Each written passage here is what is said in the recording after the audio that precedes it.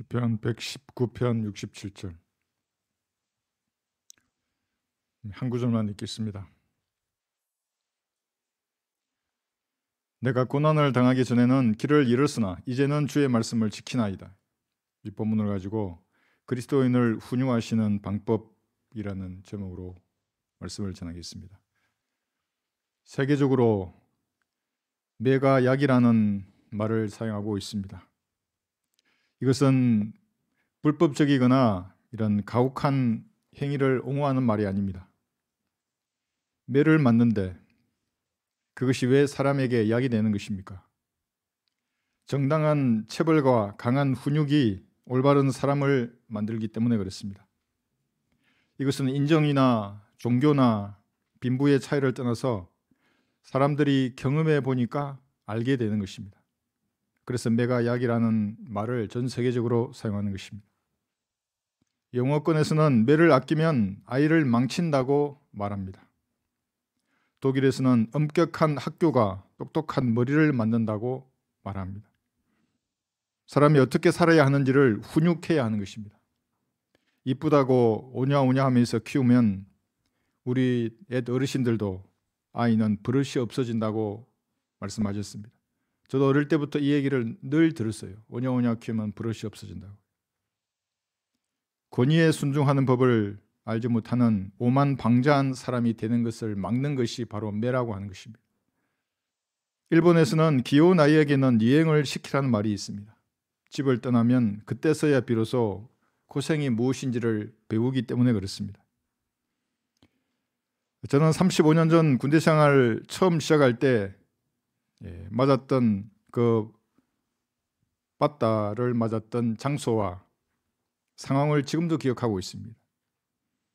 고작 5대의 빠따를 맞았는데도 정신이 번쩍 들어서 게으름이 날아가고 나태함, 우울함, 교만이 싹 다 날아가 버렸습니다. 그래서 깨끗한 마음으로 내가 이 임무에 충성을 다해야겠다는 그런 다짐을 하게 되었습니다. 이후에도 마찬가지였습니다. 그래서 저는 정말로 군대가 제 체질이었습니다.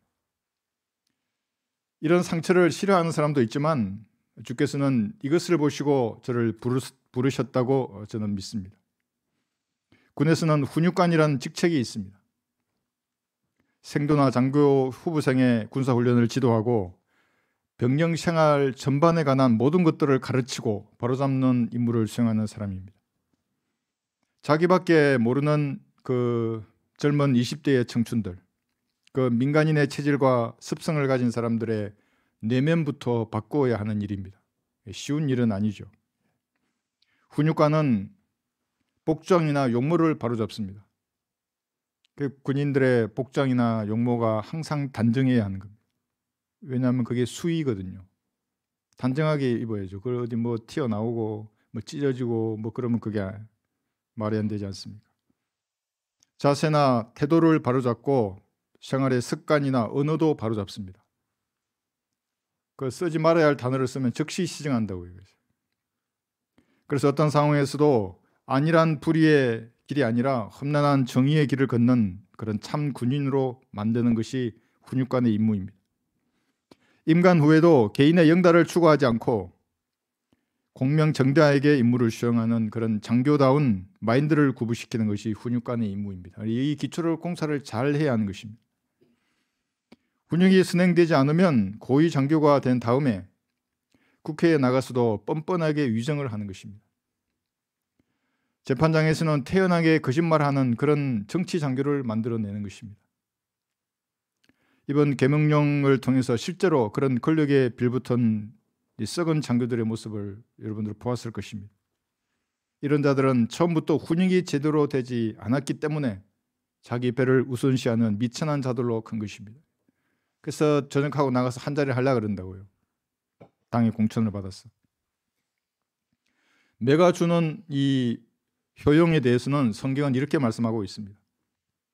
말에게는 채찍이요 나귀에게는 재갈이요 어리석은 자의 등에는 맨이라. 잠언 26장 3절의 말씀입니다. 구원을 받아도 야생마처럼 자기 생각대로 앞으로 달리려고 하는 사람이 있습니다. 주께서 자신의 생을 주관하시는 것을 거부하는 것입니다. 그럼 말 위에 올라타서 주님이 가라고 하는 대로 가야지요. 그리스도인이라는 것은. 근데 자기 마음대로 가려고 하는 것입니다. 이런 사람들에게는 채찍 외에는 답이 없습니다. 몸에 깊은 채찍 자국을 남겨서 인생을 사는 동안 지워지지 않는 교훈을 그렇게 남길 것입니다. 계속 거부하면 이제 채찍조차 들지 않고 주께서는 내버려 두실 것입니다. 제잘되는 어리석은 자는 망하리라고 잠언에서 말씀하시는데도 무엇인가 아는 척 계속 떠드는 것입니다. 바른 성경도 없고 세대적 진리를 뭔지도 모르는 사람들이 그렇게 떠드는 것들은 그들의 입에 재갈을 물리실 것입니다. 심지어 어떤 사람은 성령께서 자신에게 조명을 해주셔서 이 진리의 지식에 관해서 무엇을 깨달았는데도 시간이 지나면 성령님마저 가르치려고 드는 그런 어리석은 자들도 있습니다. 저의 설교나 성경 공부를 듣고 진리를 깨달은 다음에 버리고 떠난 사람들입니다. 고난의 강도를 높이셔서 그들의 입을 닫게 하실 것입니다. 재갈 외에는 답이 없는 것입니다. 어리석은 자들은 주께서 다양한 방법으로 말씀하셔도 들을 귀가 없습니다. 귀가 있으면 듣고 시정하면 되는 것인데, 그래서 인생의 다양한 그 굴곡진 길에서 주께서 그에게 말씀하셔도 듣지 못하는 것입니다. 때로는 조용한 강물처럼 주께서 천천히 그에게 생각으로 말씀하시고, 때로는 천둥처럼 돌아서라고 말씀하셨는데도 못 들은 척하면서 자기 길을 걸어가는 그 어리석은 사람에게는 매 외에는 약이 없는 것입니다. 그래서 어리석은 자의 등에는 매라고 말씀하시는 것입니다. 매를 맞은 아픔이 10년이나 20년, 30년이 지나도 잊혀지지 않는 그런 고통이 되도록 매질하실 것입니다. 훈육관이시기 때문에 그런 것입니다. 주 하나님께서는 모든 사람의 마음과 생각의 상상을 동시에 아시고 지금도 실시간으로 여러분의 마음을 살피고 있습니다. 사람의 마음에 일어나는 일 중에 주께서 모르는 일은 하나도 없습니다. 한번 들어보십시오. 주께서는 나의 앉고 서는 것을 아시며 나의 생각을 멀리서도 이해하시나이다. 시편 139편 2절의 말씀입니다. 그러니까 셋째 하늘 보좌에 앉아 계시는데도 모든 사람의 생각을 다 아시고 또 이해하십니다. 그래서 전지하신 하나님이라고 말씀하는 것입니다. 어떻게 84억이 넘는 사람의 모든 생각을 다 아실까요? 어떻게 지옥에 있는 그 수천억의 사람들의 생각을 다 아시고 수많은 영적인 존재들, 타락한 천사들, 타락하지 않은 천사들, 모든 인격체의 생각을 다 아시겠습니까? 그래서 전지하신 하나님이라고 말하는 것입니다. 지금도 다 보고 이해하시며 내일도 무슨 생각을 하실지 아시는 분이 주 하나님이십니다. 그렇지 않으면 그 타이틀을 내놔야죠. 전지하다는 그 이름을. 그러나 하나님은 전지하십니다. 어느 세대에 사는 어떤 사람이라도 주께서는 그의 내면을 아시고 그래서 실수하지 않고 그를 구원하시는 것입니다. 여러분은 예수님의 피를 믿어 구원받는 순간에 주님의 몸과 살과 뼈의 지체가 되었습니다. 여러분 마음을 주님이 보셨기 때문에 갈보리의 피로 구원을 받은 것입니다.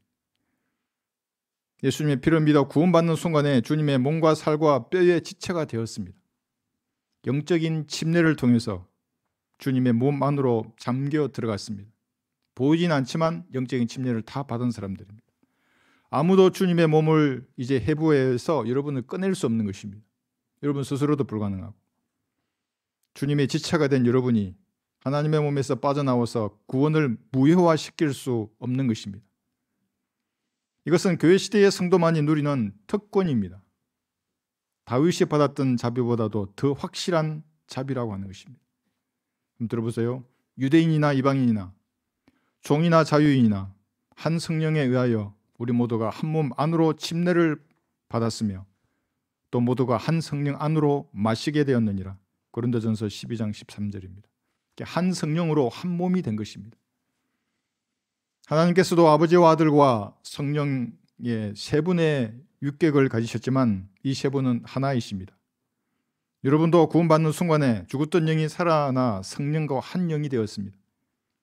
마귀의 자식으로 태어난 사람이 거룩하신 하나님의 자녀로 이방이 된 것입니다. 여러분은 하나님의 양자가 된 것입니다. 법적인 지위입니다. 아무도 뺏어갈 수 없어요. 너희는 다시 두려워하는 종의 영을 받지 아니하였고 양자 되는 영을 받았으므로 그에 따라 우리가 아바 아버지라 부르짖느니라. 주께서는 자신의 피로 구속하시고 아바 아버지라 부르짖는 자녀를 세상에 방치하지 않을 것입니다. 거센 세포에 무너져 내려앉을 수도 있습니다. 때론 육신에게 패배하여서 낙심한 상황도 있을 것입니다. 그러나 그런 성도를 주께서는 외면하지 않을 것입니다. 그랬다면 마귀들이 자녀를 내팽개쳐버린 주님의 그 불의함을 고소하였을 것입니다. 그러지 않겠어요? 마귀가 그걸 용납하겠어요? 자기 자녀를 내팽개치는데. 주께서 마귀의 정죄를 받았다면 우주 만물을 심판할 명분을 잃어버리는 것입니다. 그럼 마귀도 심판할 수 없어요. 그러나 의로우신 주께서는 자신의 자녀를 결코 외면하지 않을 것입니다. 잊어버리지도 않을 것입니다.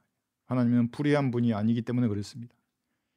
세상의 어떤 훈육감보다도 더 철저하게 자신의 피로 낳은 자녀를 훈육하셔서 그리스도인이 마땅히 가야 할 길로 인도하실 것입니다. 훈육을 지속적으로 거부하는 성도가 있다면 내버려 두셔서 마귀와 함께 춤추는 그의 삶이 어떤 것인지를 똑바로 배우게 할 것입니다. 육신에게 계속해서 패배하는 비참함을 맛보게 할 것입니다. 찌그러진 깡통 같은 마음이 어떤 것인지를 알게 하실 것입니다. 주께서는 그리스도인의 복장이나 용모도 바로잡을 것입니다. 세상 사람의 주목을 받는 그런 방정맞은 옷이나 휘황찬란한 장신구는 제거하게 하실 것입니다. 단정하고 실용적인 옷을 선호하게 하시고 누가 보더라도 평범하게 보이게 하시는 것입니다. 찢어진 청바지나 시선을 사로잡는 그런 현란한 옷을 입지 않게 하시는 것입니다. 옷차림뿐만 아니라 화장도 바로잡을 것입니다. 눈꼬리가 위로 45도 올라가는 눈화장은 눈꺼풀로 사람을 잡으려고 하는 것입니다. 그 왜 눈 하는 거예요? 코는 45도를 안 해요? 입은 안 하고? 왜 눈만 그렇게 해요? 그래서 성경은 이렇게 말씀하십니다. 한번 들어보세요. 그녀의 아름다움을 쫓아 내 마음에 정욕을 품지 말며 그녀가 자기 눈꺼풀로 너를 붙잡지 못하게 하라요. 잠언 6장 25절이에요. 그러니까 눈꺼풀로 붙잡으려고 그걸 칠하고 있다고. 내 눈 좀 보라고 이렇게. 이런 눈 위장에 더해서 붉은 립스틱을 바르고 다가오는 여자가 있다면 그 여자는 이브의 영을 가진 여자입니다. 아담이 가진 영원한 생명을 빼앗았잖아요. 그 아담을 죽인 것입니다. 사실은. 간음하는 여자는 귀중한 생명을 산행할 것입니다. 잠언 6장 26절입니다. 그래서 주의해야 하는 것입니다. 주께서는 여러분의 훈육관이십니다. 그리스도인의 자세나 태도를 바로잡을 것입니다. 어떤 자세입니까? 하나님의 말씀을 대하는 태도, 그 자세를 주께서 바꾸실 것입니다. 한번 들어보세요. 사무엘에게 있었던 일입니다. 주께서 오셔서 서서 다른 때와 마찬가지로 사무엘아 사무엘아 부르신지라 사무엘이 대답하기를 말씀하소서 주의 종이 듣나이다 하니라요. 사무엘상 3장 10절의 말씀입니다. 여러분 앞에도 성경이 펴져 있잖아요. 이 성경 앞으로 다가서서 말씀하소서 주의 종이 듣나이다. 이런 자세와 태도를 가질 때까지 주께서는 여러분들을 훈육하실 것입니다. 성경이 구원받은 주님의 자녀를 부르시는 이끌림을 여러분들은 아십니까? 성경이 여러분을 부른다고 이게. 먹으라고, 읽으라고, 공부하라고. 이런 이끌림을 여러분들은 받은 적이 있습니까? 내가 성경을 읽어야 하는구나. 성경을 읽으니까 나에게 화평이 찾아오는구나.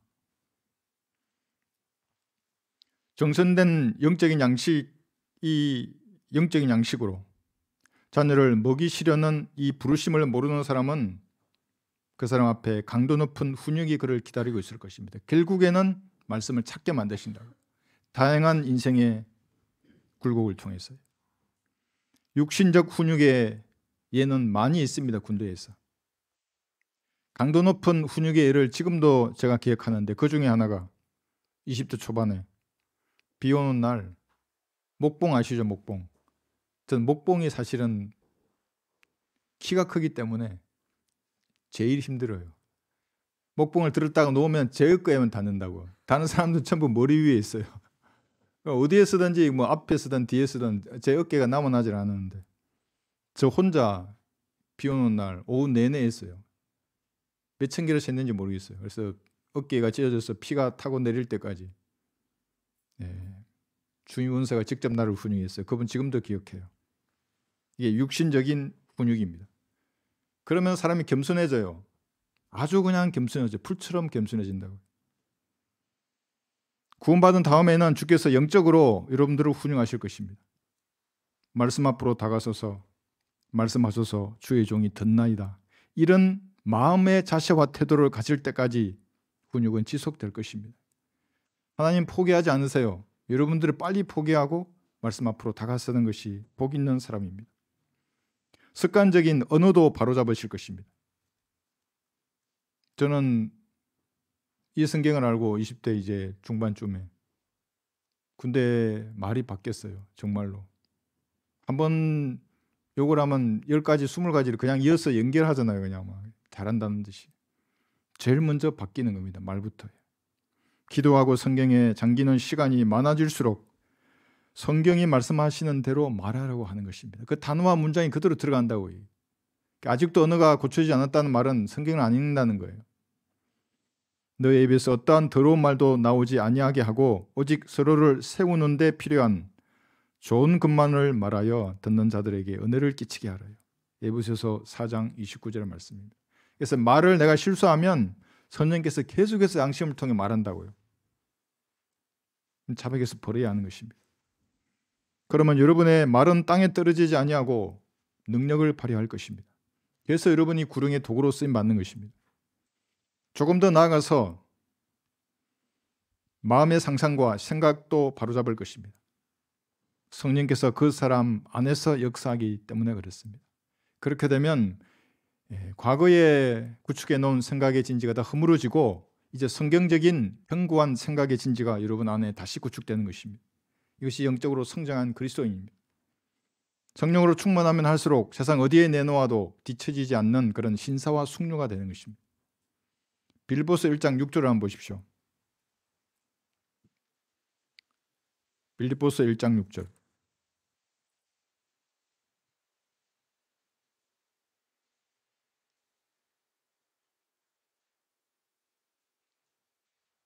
빌립보서 1장 6절에서 우리가 이것을 확신하노니 너희 안에서 선한 일을 시작하신 그분께서 예수 그리스도의 날까지 그 일을 완성하시리라. 휴구되는 날까지 완성하실 것입니다. 여러분이 영광스러운 몸으로 변화되는 일은 주께서 예정하신 일이기 때문에 성경대로 그 일은 완성될 것입니다. 성도의 훈육도 주님께서 원하시는 그리스도의 형상이 여러분 안에서 이루어질 때까지 포기하지 않으시고 그 일을 완성하실 것입니다. 계속해서 연단하고 훈육하는 것입니다. 본문에서는 다윗도 이런 매질, 고난을 당하기 전에는 마땅히 가야 할 길을 잃어버렸습니다. 그러나 고난을 당한 후에는 가야 할 길을 찾았고 그 다음에 말씀을 지키겠다고 고백하는 것입니다. 본문을 다시 한번 보십시오. 시편 119편 67절입니다.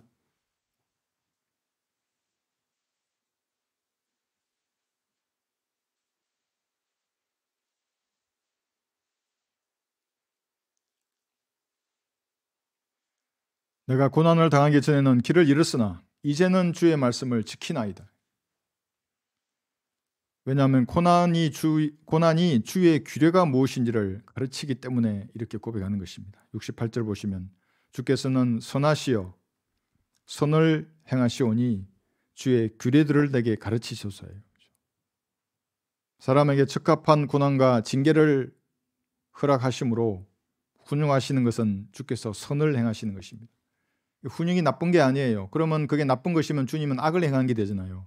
그렇지 않다고요. 그래서 어떤 사람이 닥치는 모든 시련과 고난은 선하신 주님께서 선을 행하시는 것입니다. 만약 기도하는 대로 여러분이 원하는 것을 모두 다 주신다면 그 사람은 하나님의 자리에 앉은 오만방자한 사람이 될 것입니다. 주님은 선하시기에 선을 행하시는 분이십니다.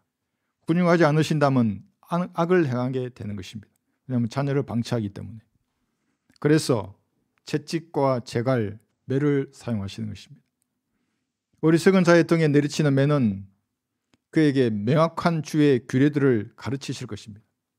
이것은 선하고 좋은 것입니다. 매가 약이 되는 것입니다. 71절 보세요.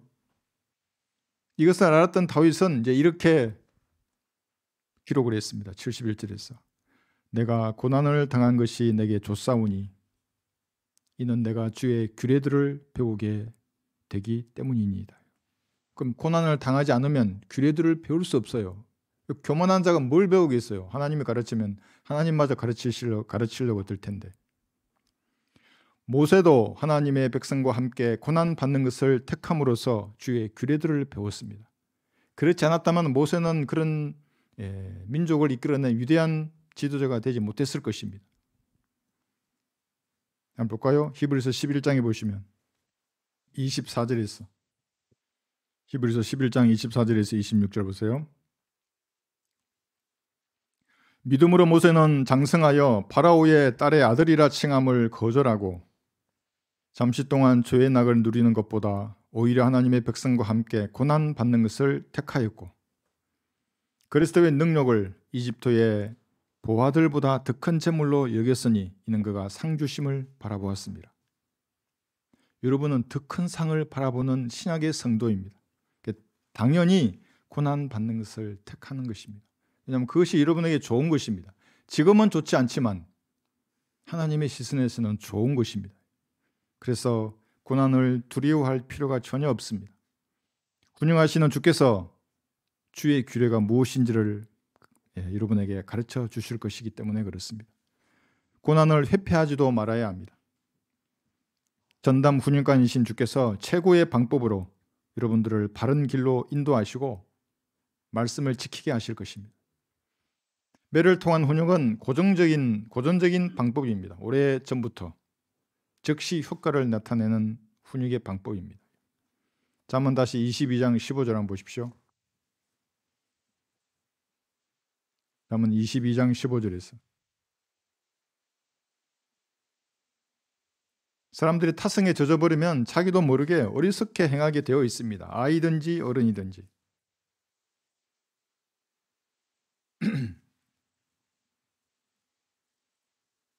다음은 22장 15절에서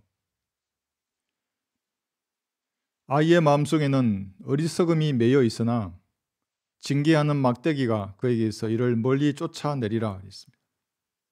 실제로 어린아이가 성장하여 부모를 매질하는 경우가 있습니다. 근데 어떻게 자녀가 부모를 때려요? 그런 일이 있습니다. 성인이 되고서도 하나님께 반역을 하는 아이들도 있습니다. 이런 일이 일어나기 전에 어린 아이일 때 올바르게 훈육을 해야 합니다. 부모가 아이 때문에 울부짖는 것보다는 어린 아이가 자기 죄 때문에 울부짖는 것이 훨씬 좋기 때문에 그렇습니다. 그래서 매를 아끼면 아이를 망친다고 말하는 것입니다. 잠언 22장 펴셨죠? 19장 18절에 보시면 잠언 19장 18절에서 소망이 있을 때 내 아들을 징계하라. 그의 부르짖음으로 인하여 내 혼은 용서하지 말지니라. 여기서 소망이 있을 때란 아이들이 성인이 되기 전을 말하는 것입니다.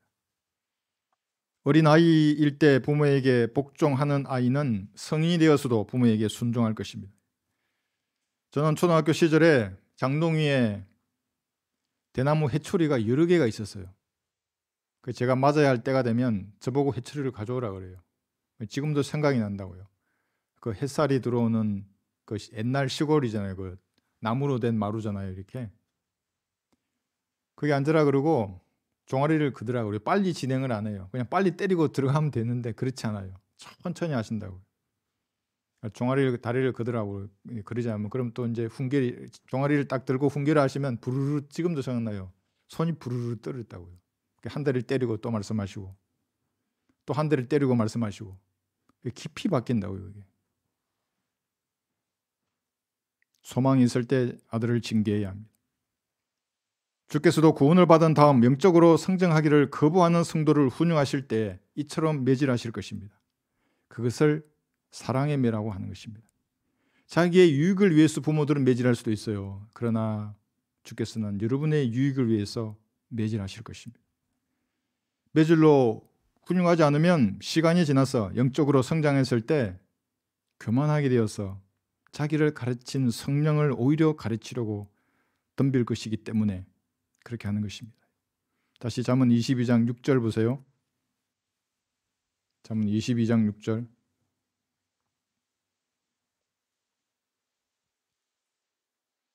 아이를 그가 마땅히 가야 할 길로 훈육하라.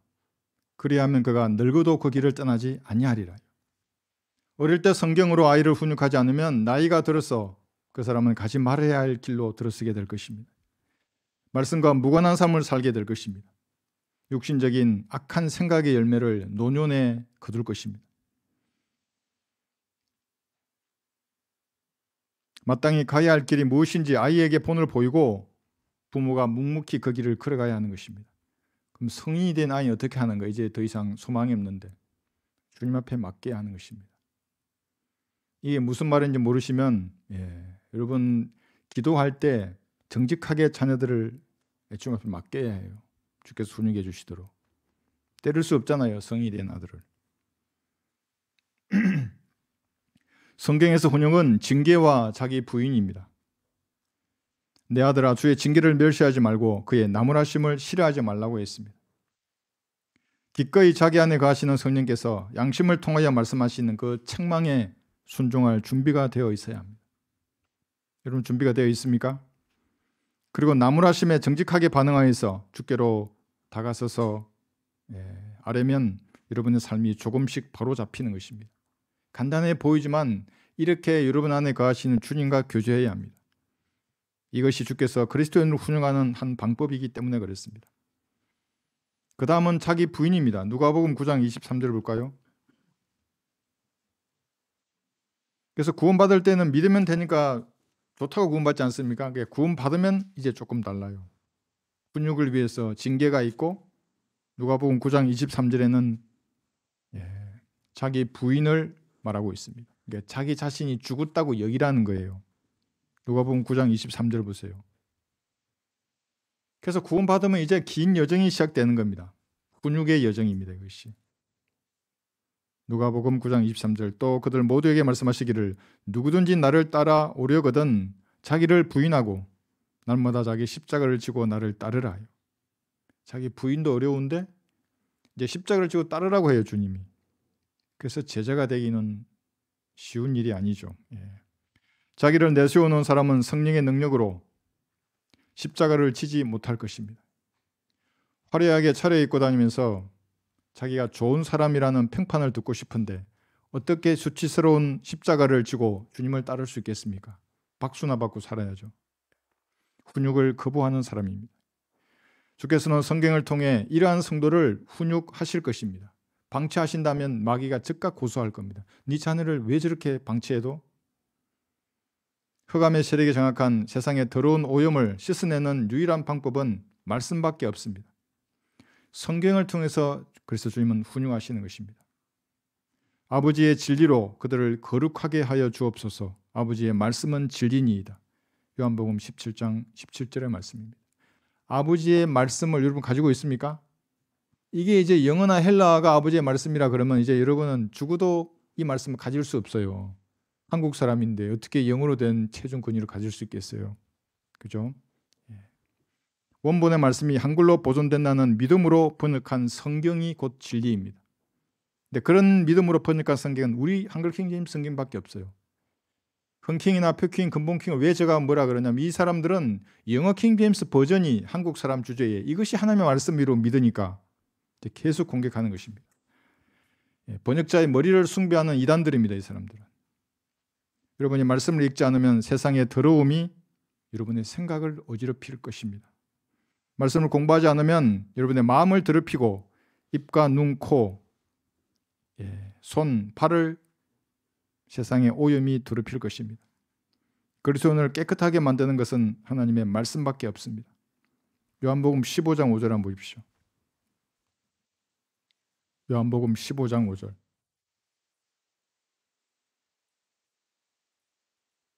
매일 청결하게 자신을 씻고 이렇게 치장은 하는데 말씀으로 자신의 마음과 생각을 씻으려고 하지 않는다면 더러운 그리스도인입니다. 요한복음 15장 3절에서 이제 너희는 내가 너희에게 일러준 말을 통하여 깨끗해졌느니라. 여기 말이 워드입니다. 기록된 말씀이라고요. 그러니까 성경을 읽지 않으면 여러분들은 여전히 더러운 가운데 거하는 겁니다. 입이 더럽고 마음이 더럽고 생각이 더러운 것입니다. 읽어야 깨끗하게 씻겨지는 것입니다. 이 말씀의 물이라고도 하지 않습니까? 마음과 생각을 씻고 입과 눈, 코, 귀, 입, 손발을 말씀으로 씻어야 합니다. 이런 진리, 이 말씀을 한글로 가지고 있는 사람, 여러분들은 참으로 복 있는 사람입니다. 영어나 헬라 원문이 하나님의 말씀이라고 믿는 사람들은 진리가 없는 사람들이에요. 그들은 그게 진리라고 말하지만 사실은 번역하는 자기 머리가 하나님이에요. 그렇지 않아요? 돼지 무리를 숭배하는 이단들입니다. 그 사람들. 말씀을 통한 강력한 책망이 여러분의 마음에 깊이 박혀서 잃어버린 길을 찾게 만들어야 하는 것입니다. 그래서 멀리 가 있어요. 그러면 말씀이 책망해야만이 그 길을 찾게 되는 것입니다. 마땅히 가야 할 길을 또렷하게 보여주고 그 길을 걷는 힘이 되는 것입니다. 육신의 생각을 부인하게 만들어주는 것이 하나님의 말씀입니다. 주께서는 말씀으로 여러분들을 훈용하실 것입니다. 말씀을 읽을 때에 자신의 언행으로 인하여 책망을 받을 때가 있을 것입니다. 저도 있어요. 어떻게 하겠어요? 무릎 꿇는 거예요. 주님 앞에 용서해달라고 그러고 주님의 피로 듣고 다시 일어나는 것입니다.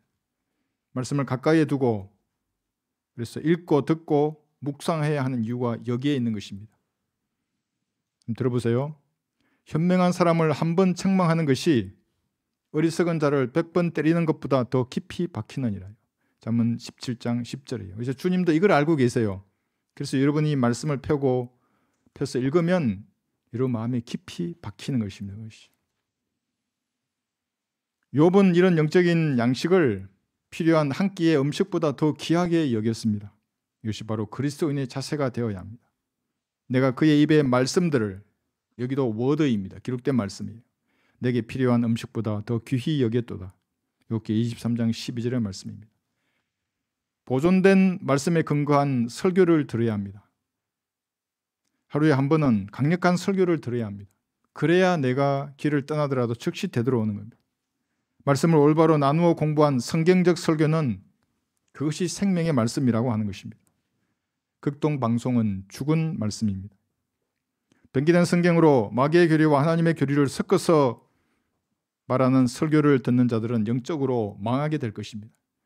제가 길을 가다가 라디오를 듣다가 극동방송 어떤 목사가 뭐라 그러는지 알아요? 사도행전 2장 38절을 하면서 막 세례를 받아라. 세례를 받으면 구원을 받는데요. 그건 마귀의 영을 쏟아낸다고요, 방송이.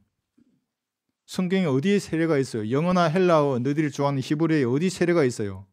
왜 한글로 그런 말을 쓰는 거예요? 세례라고 기록된 성경을 왜 쓰고 유대인에게 말씀하신 것을 왜 이방인에게 지금 세례받으라 그러냐고요. 사람의 눈치를 보지 않고 직설적이고 무겁고 강력한 설교여야 합니다. 이 제도화된 교회의 목사들을 보면 여자 같다고요. 남자든 여자든 곱상하게 나와서 달콤하게 설교하는 것입니다. 올바로 나누지 못하는 설교는 듣는 사람을 영적으로 죽일 것입니다. 복음을 전해도 왜 그 사람이 움직이지도 않냐 하면 20년, 30년간 다른 복음을 들어왔다고요. 영적으로 죽은 사람이에요. 아무리 흔들어도 안 돼요. 말을 이해하지도 못하는 것입니다. 그들의 설교는 날아다니는 파리새끼 한 마리도 죽이지 못할 정도로 능력이 없는 것입니다. 오히려 더러운 파리떼와 같은 그런 영들을 불러들이는 마귀의 교리를 버젓이 설교하고 있는 것입니다. 설교는 예언과도 같은 것입니다. 미래에 일어날 일을 지금 여러분들이 말하는 것입니다. 복음을 전할 때 지옥에 대해서 말하면 당신 지금 지옥에 간다고 말하는 것을 여러분 예언하는 거예요. 그러니까 여러분이 구약의 선지자고 말하는 겁니다. 하늘나라에 간다고 여러분 예언하는 겁니다. 지금 피를 믿으라고. 정직하게 믿으면 영원한 생명을 얻는다고. 이거 예언이거든요. 안 믿어요, 이 사람이. 자기의 선택에 따라 지옥으로 가는 것입니다. 구원을 거부하는 사람이나 육신적인 사람에게는 여러분이 전하는 그 예언의 말씀이 그들에게는 책망으로 들리는 것입니다. 그러나 어떤 사람들에게는 생명을 주는 말씀입니다. 구원받지 못한 자에게는 영원한 생명을 즉시 주고 세상과 함께 잠자는 자들에게는 영적으로 살아나는 경종이 될 것입니다. 생명의 설교를 듣는 그리스도인은 마땅히 가야 할 길이 더욱 또렷하게 보이는 것입니다. 혹시 길에서 벗어났더라도 즉시 그 길로 다시 접어드는 것입니다. 선지자들의 사역은 75% 이상이 책망의 말씀이었습니다. 은혜의 복음도 75% 이상이 부정적입니다. 그래서 제대화된 교회들은 달콤한 말을 하려고 하니까 이 은혜의 복음을 지나지를 못한다고요. 75%가 부정적이라는 말이 무슨 말이에요? 사람은 전부 아담의 씨라고 이게 죄인으로 태어나서 무슨 짓을 하더라도 죄인으로 살다가 죽으면 지옥에 간다는 말이잖아요. 이게 교회 다니도 소용이 없고 세상에서 성공해도 아무 소용이 없는 거예요. 그 죄의 문제는 죽으면 이제 하나님이 그를 마음대로 처리한다는 말이거든요. 책망이에요. 그 얘기는 너는 소망이 없는 인간이다. 예수님 피 외에는 너를 지옥으로부터 구원할 것은 세상에 없는 거야 이 말이거든요. 잘난 인간들이 얼마나 그 말을 싫어하겠어요. 자기도 뭔가 하려고 하는데. 달콤한 긍정의 말은 혼을 이겨올 수가 없는 것입니다. 반성경적인 설교를 듣거나 그들에게 물질을 보내고 후원하는 것들은 마귀의 편에 서는 것입니다. 책망하는 말씀을 전하는 사람을 미워하고 정오하는 것은 오래된 전통입니다. 여러분들을 정오한다고요. 그 인간들이. 들어보세요. 그들은 성문에서 책망하는 자를 미워하며 그들은 정직하게 말하는 자를 정오한도다. 아모스 5장 10절의 말씀입니다. 그 이전부터 그랬어요. 에덴 동산에서부터. 진리를 말하면 죽여버렸잖아요. 카인이. 적그리스도의 예표거든요. 지금도 그런 영을 가진 자들이 진리를 말하면 죽이려고 한다고요. 정말로. 성경에 기록된 예언을 듣는 것이 그들에게는 다가올 멸망을 미리 경험하는 것이기 때문에 미워하고 증오하는 것입니다. 그래서 어떤 사람은 부채 그림만 봐도 놀래가지고 그냥 내가 지옥에 간다는 말이냐고. 지옥에 간다는 말이라고. 나한테 열받지 말고 하나님이 기록하신 말씀이라고. 하나님 앞에 화를 내라고.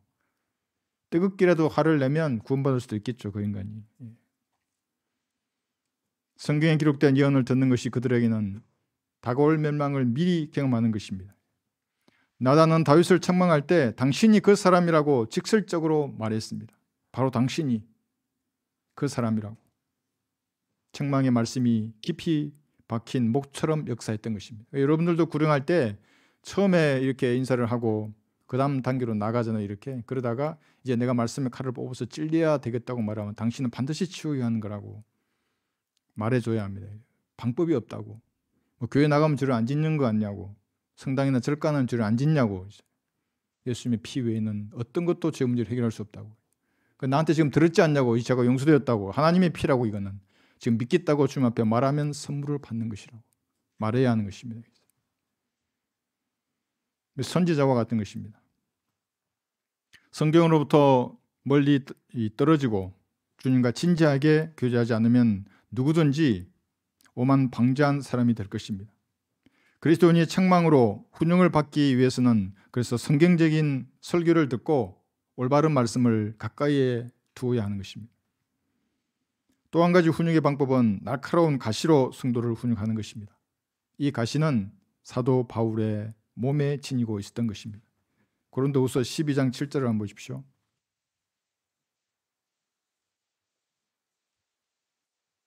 고린도후서 12장 7절.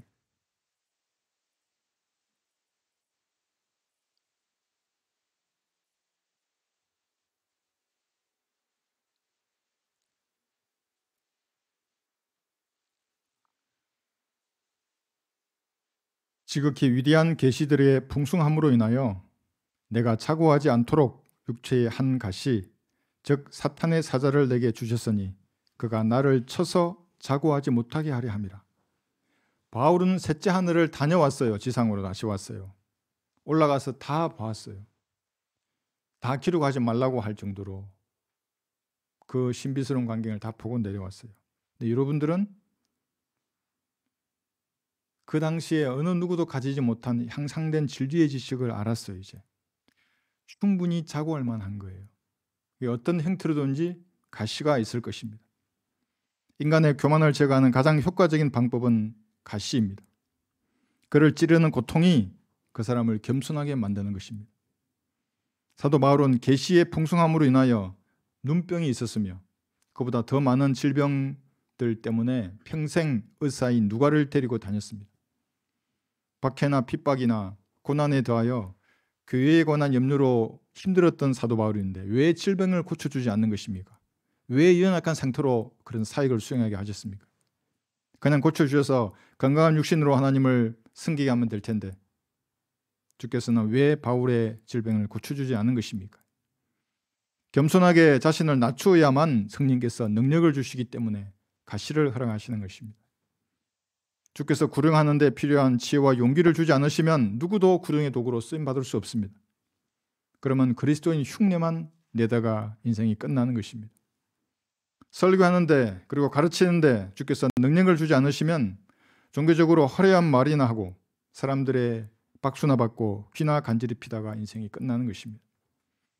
설교자의 언변이 사람을 변화시키는 것이 아니라 주께서 그 설교를 사용하셔서 사람을 변화시키는 것입니다. 그래서 자랑할 것이 하나도 없습니다. 뭐 아는 척, 뭐 능력이 많아서 손만 닿아도 병을 고치는 척 사기치는 목사들은 하나님과 전혀 무관한 사람들입니다. 이를 위해서 가시가 꼭 필요한 것입니다. 약한 데서 하나님의 능력이 온전해지기 때문에 그런 것입니다. 고린도후서 12장을 한번 보십시오. 8절부터 보시면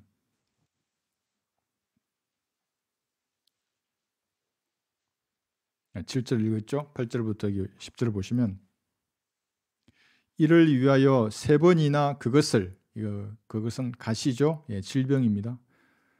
내게서 저거해 달라고 주께 간구하였는데 주께서 내게 말씀하시기를 내 은혜가 내게 충분하도다. 이는 내 능력이 약한 데서 온전하게 됨이니라고 하셨느니라. 그러므로 내가 오히려 매우 기쁘게 나의 약한 것들을 자랑하리니 이는 그리스도의 능력이 내게 거하게 하려 함이라. 그러므로 내가 그리스도를 위하여 약한 것들과 모욕과 궁핍과 박해와 공경을 기뻐하노니 이는 내가 약할 때 곧 내가 강하기 때문이라. 여러분에도 가시가 있습니까? 그것은 하나님의 능력이 그 가시로 인해서 약한 데서 온전하게 하기 위함입니다. 평소와 다르게 간절하게 기도하는 때는 날카로운 가시에 찔려서 겸손해지는 때입니다. 그렇지 않으세요? 그러면 저는 은혜의 보좌 앞으로 다가서서 기도하는 것이 그렇게 풍성할 수가 없어요. 가시가 찔려서 아프잖아요. 그러면 기도하는 거예요. 주님 앞에 진지하게. 가시는 질병 이외에도 있습니다. 여러분을 걸려 넘어지게 만드는 튀어나온 돌 같은 옛사람의 기질이 있다면 그것도 가시입니다. 매번 그 돌에 걸려 넘어진다면 여러분들은 약해질 것입니다. 주님 앞에 서기조차 힘들 것입니다. 그러나 포기하지 말고 주님 앞으로 나아가서 하나님 주시는 능력으로 일어나서 전진해야 하는 것입니다. 매번 걸려 넘어지게 만드는 가시와 같은 돌멩이가 디딤돌이 되어야 합니다. 그래야 믿음의 경주를 완주하도록 만드는 것입니다. 그 걸려 넘어져 버리면 항상 그랬잖아요. 걸려 넘어졌어요.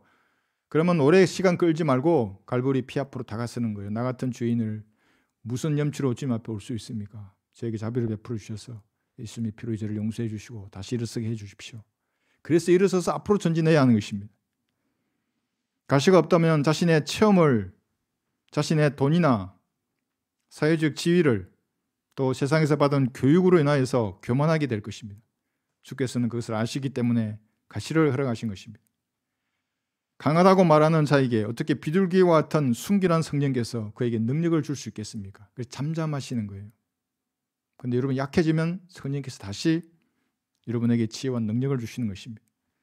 자신의 힘으로 그리스도인의 삶을 살지 못하도록 가시는 꼭 필요한 훈육의 방법입니다. 때로는 이 세상 전체가 찔레와 가시처럼 여러분을 대적할 때도 있을 것입니다. 그래도 그들의 말이나 용모에 놀라지 말고 여러분들은 주님을 의지해야 합니다. 한번 들어보세요.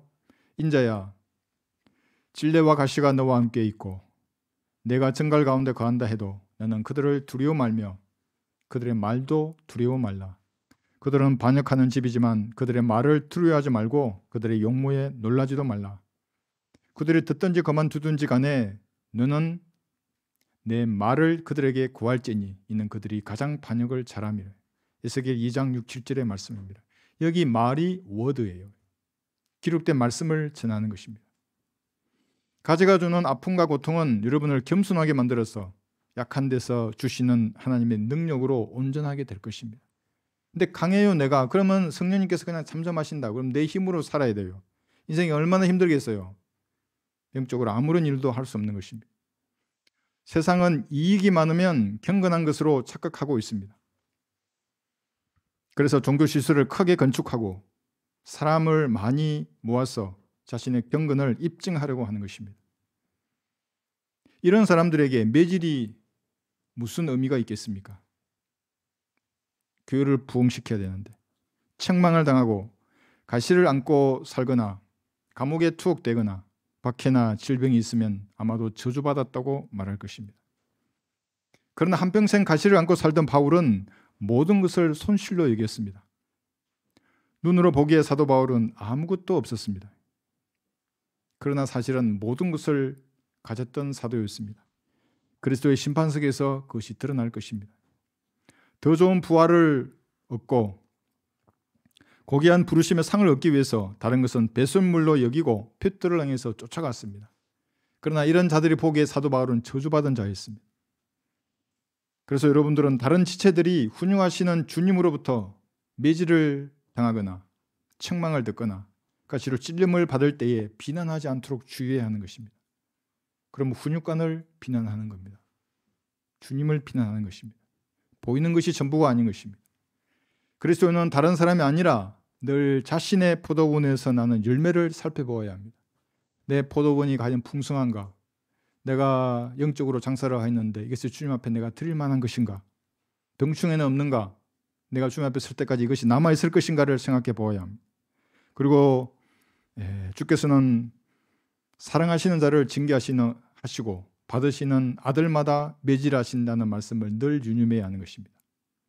들어보세요. 모든 사람들이 참여하는 징계를 너희가 받지 않는다면 너희는 사생하여 친아들이 아니니라. 또 우리 육신의 아버지가 우리를 징계하여도 존중하였거늘 영들의 아버지께는 더욱 복종하며 살아야 하지 않겠느냐. 히브리서 12장 8, 9절의 말씀입니다. 바른 성경을 읽거나 성경적 설교를 통해서 주께서 책망하실 때에 정직한 자세로 반응해야 하는 것입니다. 저도 저의 그리스도 설교를 듣는다고요. 제 설교 중에 성령으로 충만했다고 보이는 설교가 있으면 따로 저장해 두고 다운되면 듣는다고 이거예요. 그럼 저도 다시 일어나요. 이게 셋째 하늘이 나를 기다리고 있구나. 그리스도 심판석에서 내가 주님을 만나겠구나. 그런 마음으로 충만해지는 것입니다. 말씀의 물로 씻을 때에 기꺼이 순종해서 깨끗하게 만들어야 합니다. 사람마다 가시는 다른 형태로 있습니다. 성도에게 가시를 허용하시는 것은 약함을 인정하고 겸손한 자세로 주님께 나오라는 훈육의 방법입니다. 그러면 여러분들은 하나님의 능력으로 온전해질 것입니다. 다 같이 기도하시겠습니다.